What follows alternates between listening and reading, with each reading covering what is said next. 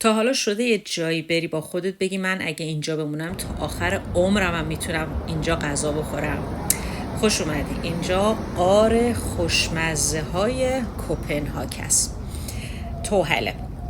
تو سال 1990 ایده ساخت یه بازار مواد غذایی سرپوشیده که اون زمان توی ایسقای پلاس بود مطرح شد.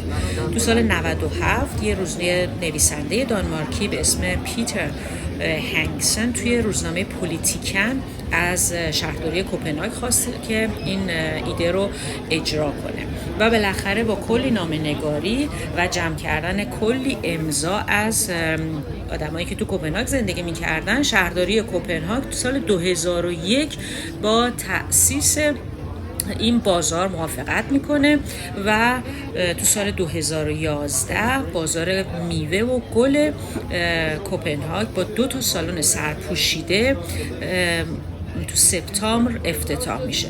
طراحی سقف و ستونها با الهام از معماری مراکشی هست و ارتباط خیلی قشنگی بین فضای داخلی و خارجی برقرار کرده. کلی غذاهای خوشمزه از جمله قوقل دانمارکی یا همون سموپول رو اینجا میتونی امتحان بکنی. کنارش سبزی و میوه تازه رو میتونی بگیری و حدود 60 تا غرفه با محصولات مختلف ارگانیک و محلی اینجا هستن.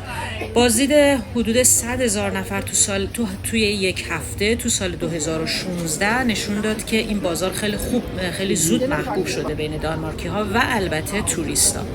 آدرس رو برات توی کپشن نوشتم، ذخیره کن، تگ کن واسه اون دوستت که همیشه گرسنه است و اگه خواستی بیای اینجا حتما یادت باشه گرسنه بیای، چون که کلی چیز خوشمزه میتونی پیدا بکنی.